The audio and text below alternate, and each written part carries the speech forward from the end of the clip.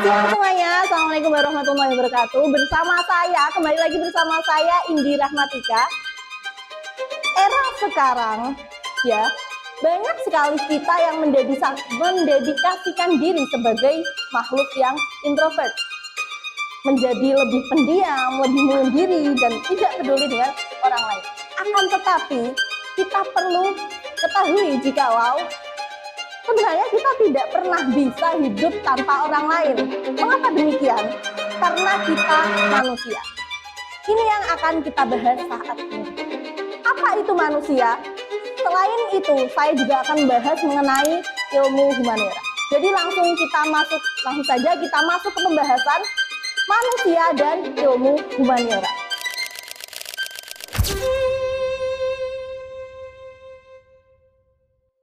Yang pertama, manusia. Apa itu manusia? Manusia adalah makhluk ciptaan Tuhan yang paling sempurna. Mengapa demikian? Karena selain itu, ciptaan Tuhan tidak ada yang memiliki sifat, akal, pikiran yang rasional, dan perasaan atau kehendak yang menindaklanjuti apa yang akan diinginkannya. Apa ciri-ciri manusia itu?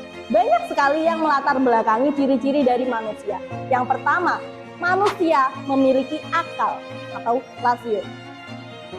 Manusia memiliki akal untuk berpikir, untuk menganalisis, untuk menciptakan sesuatu untuk dirinya sendiri. Ciri-ciri yang kedua, manusia bisa merasakan senang, sedih, marah, jatuh cinta, atau lain-lain emosi-emosi yang lainnya. Yang ketiga, ciri-ciri manusia bisa dikategorikan seseorang yang memiliki kehendak atau kemauan. Kemauan apa yang diinginkannya? Bisa merasakan, dapat memilih dan menentukan tindakan sendiri. Tindakan apa yang diinginkan ke depannya atau lain-lain. Selanjutnya, yang keempat adalah makhluk sosial. Seperti yang kita ucapkan dari awal tadi. Manusia adalah makhluk sosial, meskipun kita beranggapan jika kita tidak membutuhkan orang lain, introvert dan lain-lain, tidak mungkin kita bisa hidup tanpa interaksi dengan orang lain di sekitar kita atau dalam lingkungan kecil keluarga kita. Ciri-ciri setelahnya yakni manusia adalah makhluk yang berbudaya. Kenapa demikian? Karena manusia termasuk seorang yang bisa menciptakan dan mewariskan budaya kepada anak-anak leluhurnya. Setelahnya, ciri-ciri manusia adalah makhluk spiritual.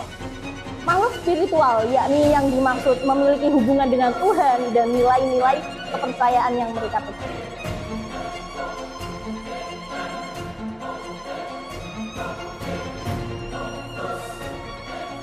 Selanjutnya kita akan membahas apa itu ilmu humaniora. Ilmu humaniora itu adalah sebuah cabang ilmu pengetahuan yang mempelajari tentang manusia dari segi nilai, budaya, pemikiran, serta bagaimana manusia mengekspresikan dirinya. Dan ilmu ini lebih berfokus pada pemahaman makna, nilai, serta pengalaman hidup manusia. Melalui ilmu ini, manusia bukan hanya dipahami sebagai makhluk biologis, tetapi juga sebagai makhluk yang memiliki akal, pikiran, serta budaya.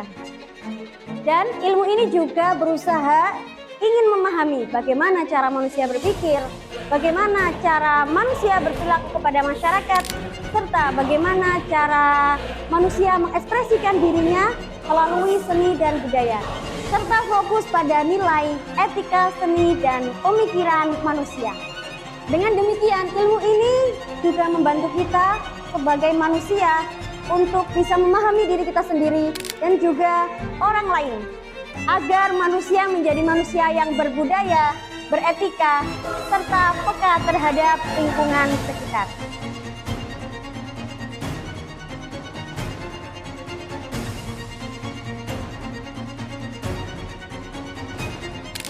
Selanjutnya, yang ketiga adalah ciri-ciri ilmu humaniora.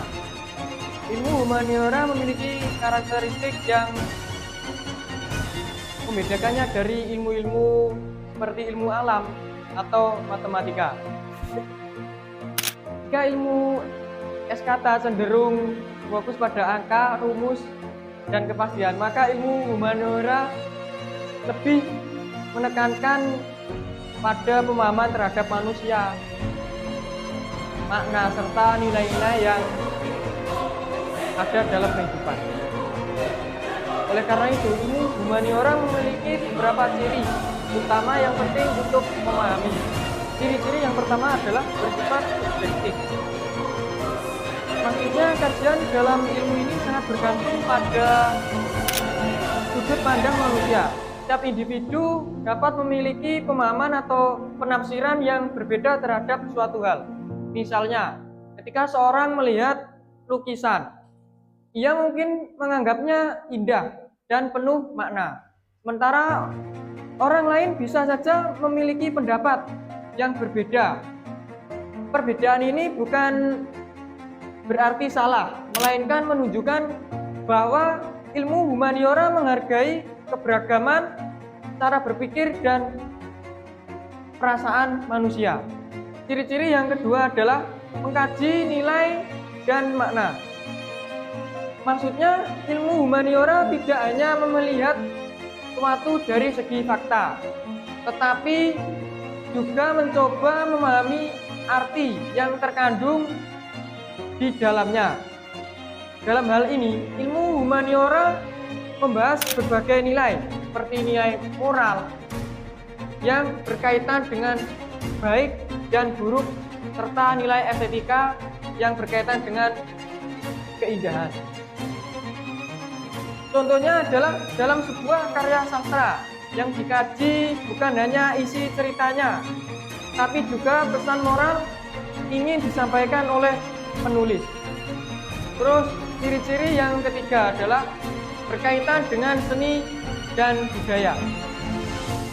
Maksudnya ilmu ini mempelajari berbagai hasil karya manusia yang mencerminkan kehidupan dan pengalaman manusia, seperti musik, lukisan, sastra, serta berbagai tradisi budaya. Melalui seni dan budaya, manusia mengekspresikan perasaan, ide, serta nilai-nilai yang mereka anut. Oleh karena itu, ilmu humaniora membantu kehidupan memahami budaya yang ada di berbagai masyarakat, seperti menghargai perbedaan yang ada. Yang terakhir adalah tidak selalu menggunakan angka. Maksudnya berbeda dengan ilmu matematika atau sains yang banyak menggunakan angka dan kuantitatif.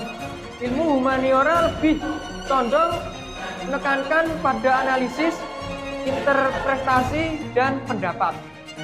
Dalam ilmu ini, data yang digunakan biasanya berupa kata-kata, cerita, atau simbol yang kemudian ditafsirkan untuk memahami, untuk menemukan maknanya.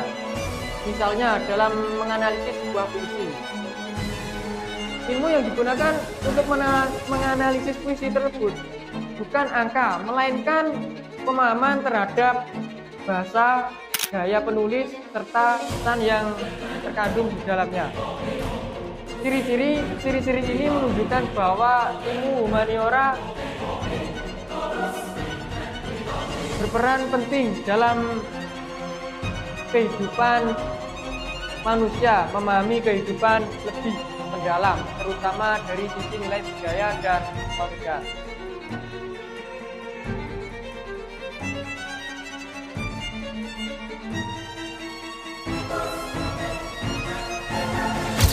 Selanjutnya kita akan membahas tentang tujuan manusia dan ilmu humaniora.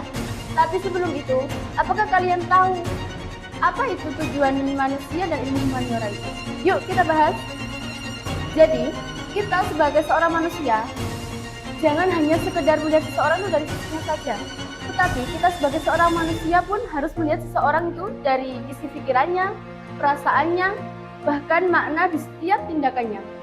Di sisi lain juga, ilmu humaniora mengajarkan kita tentang nilai-nilai kehidupan, nilai-nilai budaya, bahkan mengajarkan kita tentang cara menghargai setiap perbedaan yang ada.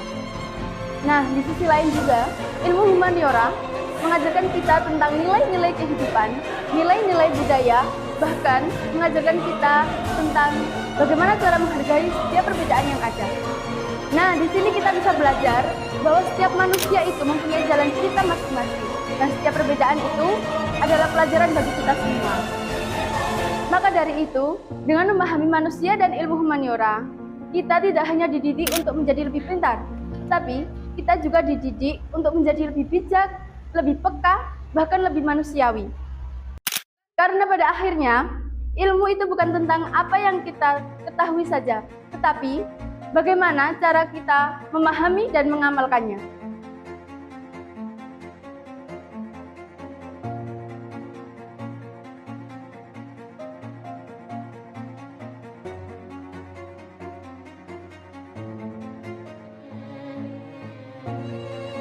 Oke, sekarang kita akan membahas hubungan manusia dengan humaniora. Humaniora adalah panduan kita menjadi manusia. Loh, kok bisa, Kak? Padahal kita kan manusia. Ya, sekarang kita bahas. Kita lahir dalam tubuh manusia. Akan tetapi, cara kita berpikir yang bijaksana, cara kita berperilaku, cara kita berempati itu tidak otomatis muncul dalam diri kita. Humaniora dibagi menjadi beberapa lingkup, yakni sejarah, filsafat, dan sastra, yang mana menjadi alat panduan kita belajar menjadi manusia yang sesungguhnya. Karena tanpa humaniora kita hanya makhluk yang bekerja, makan, tidur, dan melakukan aktivitas biasa. Tapi dengan humaniora kita tahu bagaimana perasaan orang, kita tahu keadilan, kita tahu cara memperlakukan orang. Nah, humaniora ibaratkan aplikasi yang menjadikan kita bukan sekedar makhluk, tapi manusia yang sesungguhnya.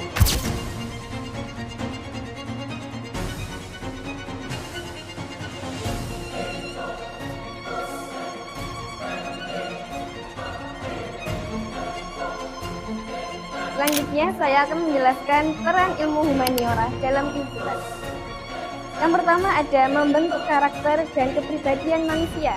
Maksudnya, yaitu melalui pemahaman nilai-nilai moral seperti kejujuran, tanggung jawab, keadilan.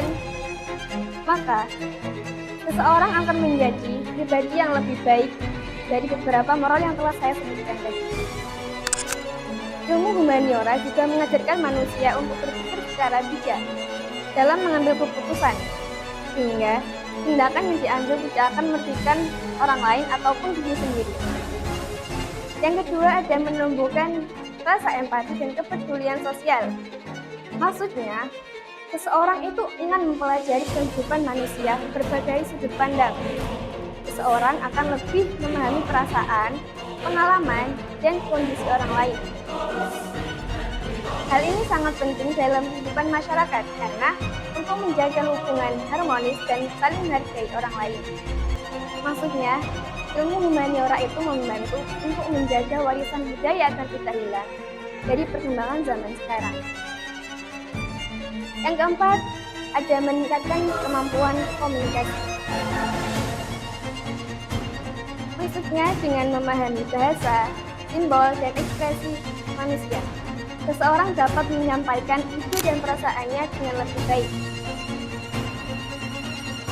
Yang terakhir, membantu manusia memahami dan menyelesaikan masalah sosial. Maksudnya ilmu humaniora itu memberikan pemahaman tentang penyebab terjadinya konflik, perbedaan budaya, serta berbagai permasalahan dari masyarakat. Dalam pemahaman tersebut, manusia dapat mencari solusi yang lebih bijaksana dan manusiawi.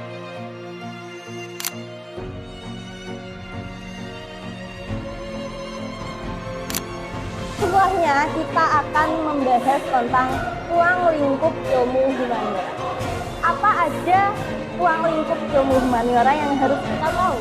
Yang pertama ada karya sastra atau pembahasan mengenai sastra. Ruang lingkup sastra ini terkadang bisa berupa puisi, novel, cerpen, atau drama. Nah, di sini manusia mengungkapkan perasaan, imajinasi, dan pengalaman manusia itu sendiri. Terkadang bisa berupa puisi atau cerita rakyat. Setelahnya ada ilmu humaniora ruang lingkup seni. Nah, ruang lingkup seni ini tidak hanya berupa lukisan atau patung, tetapi terkadang juga berupa seni musik dan seni-seni tari dan teater dan lainnya. Selanjutnya, ruang lingkup yang ketiga yakni ada bagian bahasa. Mengapa demikian? Karena humaniora sendiri pasti membutuhkan alat komunikasi manusia, yakni bahasa itu tadi.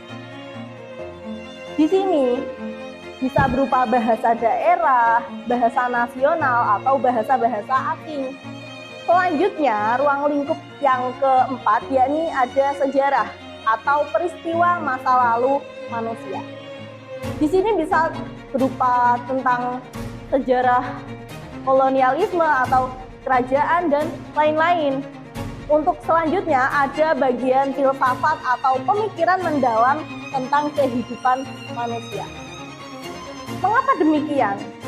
Karena manusia pasti memiliki jiwa pemikir atau kritisme terhadap suatu hal yang perlu dibahas, seperti tadi memiliki kehendak.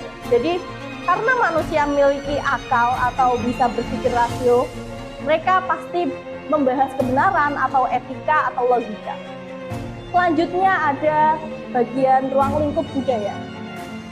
Ruang lingkup budaya ini terkadang bisa berupa nilai, norma, dan adat istiadat, teman-teman ya. Di sini bisa berupa tradisi dan kebiasaan masyarakat yang ada di lingkungannya. Contohnya terkadang bisa berupa upacara adat dan pakaian tradisional, yaitu. Untuk selanjutnya, ruang lingkup yang selanjutnya ada bagian religi atau bagian agama. Di sini kepercayaan manusia terhadap Tuhan untuk suatu agamanya pasti memiliki kepercayaan. Nah, setiap manusia pastilah memiliki kepercayaan terhadap Tuhannya. Mengapa demikian? Karena sistem nilai dan ajaran moral itu sendiri. Contoh dari ruang lingkup agama ini bisa berupa ibadah dan ritual keagamaan lainnya. Jadi dari semua ruang lingkup ini bisa disimpulkan jika ilmu humaniora itu mencakup berbagai hal yang ada di sekitar. Terkadang berkaitan dengan kehidupan manusia itu sendiri, seperti seni, budaya, filsafat, dan sejarah atau yang lain-lain sebagainya. Tujuan dari ruang lingkup ini sendiri adalah memahami manusia secara utuh, baik dari segi nilai, ekspresi, dan sejarah kehidupannya.